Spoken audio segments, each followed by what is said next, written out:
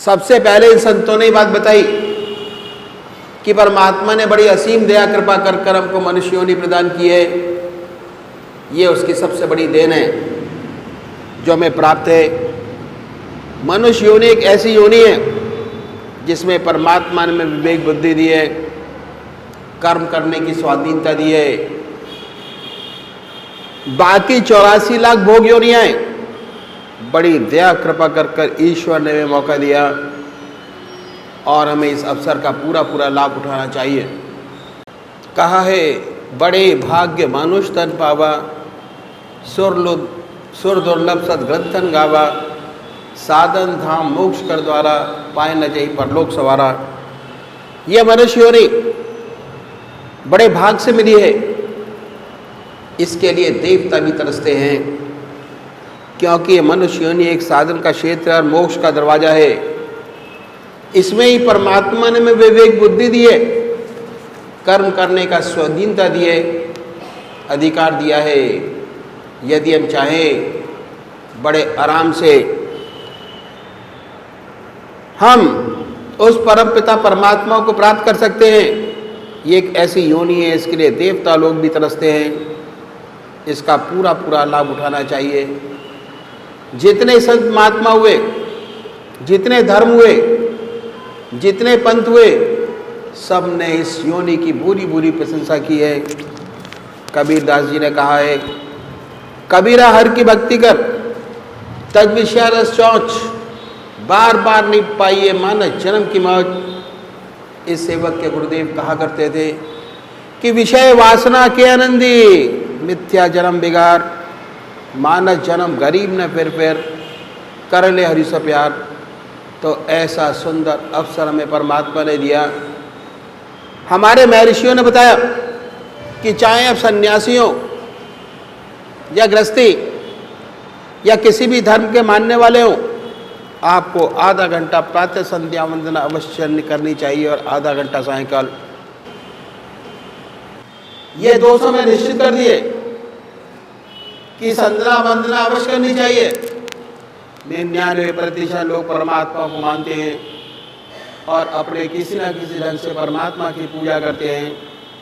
बहुत से लोग तो आधे घंटे से ज़्यादा भी पूजा करते हैं, लेकिन यदि हम उनसे पूछें कि इस पूजा का आपको क्या लाभ हुआ, तो ऐसे बहुत कम लोग होंगे जो कहेंगे हुआ। बस सिर्फ यही कहते हैं कि हमारे घर में मंदिर है, हमारे दादाजी पूजा करते थे, हमारे पिताजी पूजा करते थे, उनकी देखा देखी हम भी पूजा करते हैं। गॉड फियरिंग है, और इससे ज़्यादा आप क्या चाहते? अगर उनसे पूछें कि इस पूजा कोई आंतरिक लाभ हुआ, तो ऐसे बहुत से कम लोग होंगे जो कहेंगे हुआ। इन संतों ने जो ग्रस्त में हुए, उन्होंने कहा कि हमें एक ऐसा तरीका बताते हैं, यदि इस तरीके से पूजा करेंगे तो आपको विशेष लाभ होगा। चित्त की एकाग्रता प्राप्त होगी, कंसंट्रेशन की प्राप्त होगी, और अपने मत पर चलते हुए कर सके ऐसी बात बतलाई जो मैं आपके सामने रखता हूँ। संसार में हर मजहब में 2 प्रकार के व्यक्ति हैं, एक साकार पुजारी और दूसरे निराकार। बहुत पुराने जमाने से चले आ रहे, नई बात नहीं। इनमें आपस में झगड़े भी होते हैं, वाद विवाद भी होते हैं, पर वाद विवाद चलते हुए भी आज तक दोनों कायम हैं। बात ऐसी है कि किसी को चेहरे से प्यार होता है, किसी को शक्ल से प्यार होता है, किसी को शक्ल से प्यार नहीं होता। जिन्हें शक्ल से प्यार होता है वे साकार पुजारी, जिन्हें शक्ल के प्यार नहीं, निराकार। इन संतों ने दोनों के लिए रास्ता बताया। जो साकार पुजारी हैं, उनका प्रथम कार्य एक इष्ट का निश्चित करना। सबसे पहले एक इष्ट निश्चित करना कीजिए। अपनी आत्मा से पूछिए कि परमात्मा की कौन सी मूर्त आपको सबसे ज़्यादा प्यारी लगती है, जिसमें आप भगवान की सबसे ऊंची भावना डाल सकते हैं। उसे अपनाइए, उसे अपना इष्ट माने, उसी की पूजा करें, उसी का ध्यान करें, उसी को याद करें, उसको कभी बदले नहीं। ऐसा नहीं कि आज आप राम की पूजा करें, कल कृष्ण की, परसों माँ की। अगर रोज रोज बदलेंगे इसका विशेष लाभ नहीं होगा। दरअसल में पूजा का जो मकसद है वह चित्त की एकाग्रता प्राप्त करना है। और उससे ऊपर उठे तो मैं कहूँगा कि चित्त की वृत्तियों का निरोध प्राप्त करना, ऐसी हालत जिसमें विचार शून्यता आ जाए, जब भी हो सकता है जब आपका एक इष्ट हो। पूजा कैसे करें? कुशा या कंबल का आसन हो, धूप बत्ती अगरबत्ती जलाएं, साफ सुथरी चादर बिछी हो, रात्रि के वस्त्र बदल कर बैठे। स्नान नहीं कर सकते, कोई बात नहीं, मुंह हाथ धोकर सुख आसन से बैठे। उसके बाद ये कल्पना करें कि आपका इष्ट सह शरीर आपके सामने विद्यमान है। फिर कोई भरा भक्ति भरा भजन गाइए तो क्या होगा?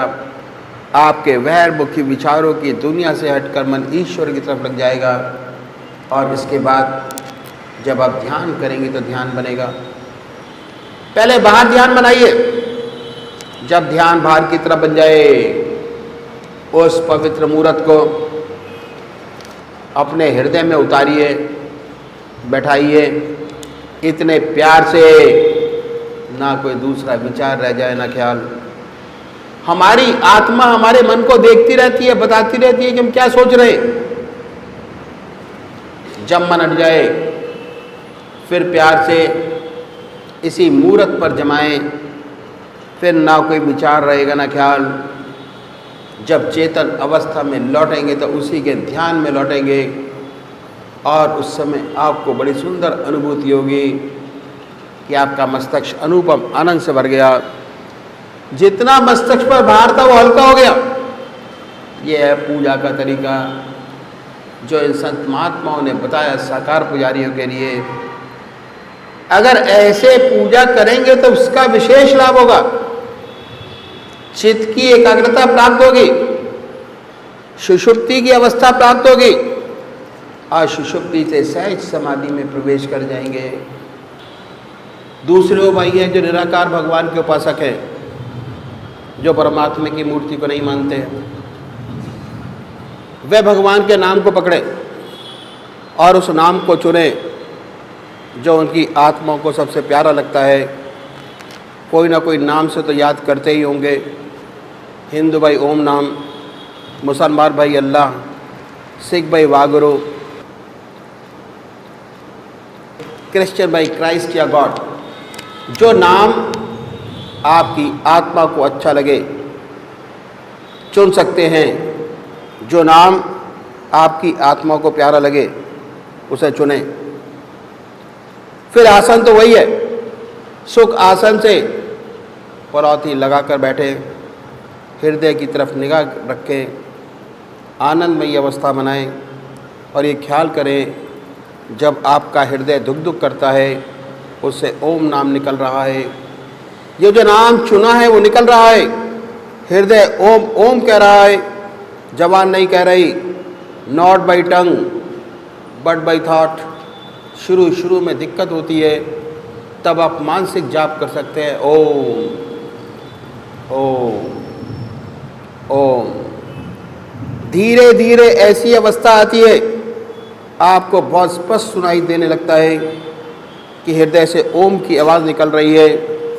ऐसी हालत पैदा होती है, ना कोई ख्याल रहता है ना विचार। उसमें ऐसे तल्लीन हो जाते हैं, अपना होश नहीं रहता, विचार शून्य अवस्था। फिर जब चेतन अवस्था में आते हैं वही नाम सुनते होते हैं, फिर हमें एहसास होता है बड़े आनंद का कि हमारा मस्तिष्क अनुपम आनंद से भर गया, बड़ी शांति मिली। तो ये तरीका पूजा का इन संतों ने बताया जो ग्रस्त में हुए। अगर हम ऐसे पूजा करेंगे हमको विशेष लाभ होगा, चित्त की एकाग्रता प्राप्त होगी, धीरे धीरे सुषुप्ति की अवस्था प्राप्त होगी और सुषुप्ति से सहज समाधि में प्रवेश करेंगे। हमें धीरे धीरे आत्मा और परमात्मा का अनुभव होने लगेगा और एक दिन ऐसा आएगा कि हम उसी से एकाकार हो जाएंगे, ज्योति से ज्योति मिल जाएगी। पहली सीढ़ी का दूसरा सब स्टेप, हर मनुष्य भोजन करता है, आधा घंटा दोपहर को और आधा घंटा रात्रि को भोजन में समय लगाता है। ये समय खाली है, दुनिया के व्यवहार का हम कोई काम नहीं कर रहे होते। इस समय को भोजन के तरीके में परिवर्तन लाना पड़ेगा और वास्तव में पुराना कल्चर हमारा यही था। पहले हम जमीन पर बैठकर भोजन करते थे,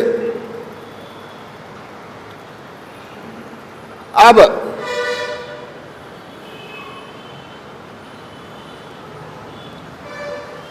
वेस्टर्न कल्चर की छाप पड़ गई। हमारा स्टैंडर्ड 2.5 फुट ऊंचा हो गया और पहले जमीन पर बैठकर भोजन करते हैं, अब मेज कुर्सी पर बैठकर भोजन करते हैं। इस बात में कोई विशेष अर्थ नहीं। जितने दुनिया के वार्तालाप हैं वे हम खाने की मेज पर करते हैं, क्योंकि अपने आप को वेस्टर्नाइज कर लिया, पश्चिम सभ्यता को अपना लिया। इस तरीके में तब्दीली लानी होगी यदि आप आध्यात्मिक जिंदगी चाहते हैं। वो क्या है कि यह भोजन आपके सामने आए, आप अपने इष्ट देव के अर्पण कर दीजिए।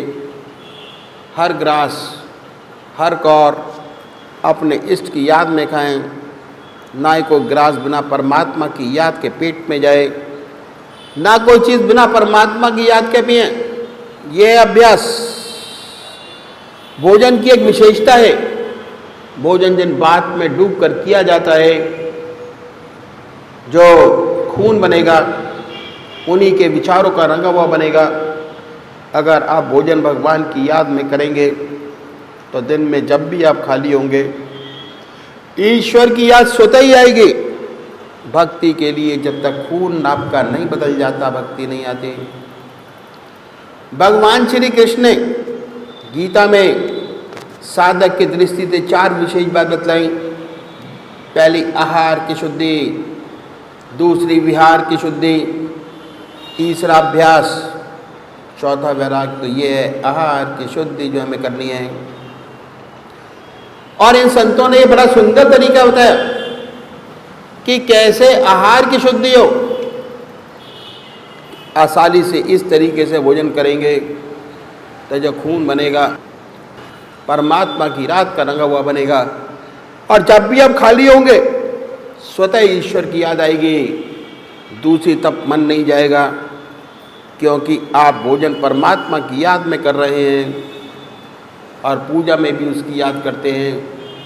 तो ये आधा घंटा दोपहर समय का, आधा घंटा रात्रि समय भोजन का ऑटोमेटिक परमात्मा की याद में बदल जाएगा। स्वादेंद्रिय निग्रह पर बड़ा भारी जोर दिया। जब तक स्वाद पर कंट्रोल नहीं हो जाता तब तक आत्मा की इंद्रियों पे कंट्रोल नहीं हो पाता।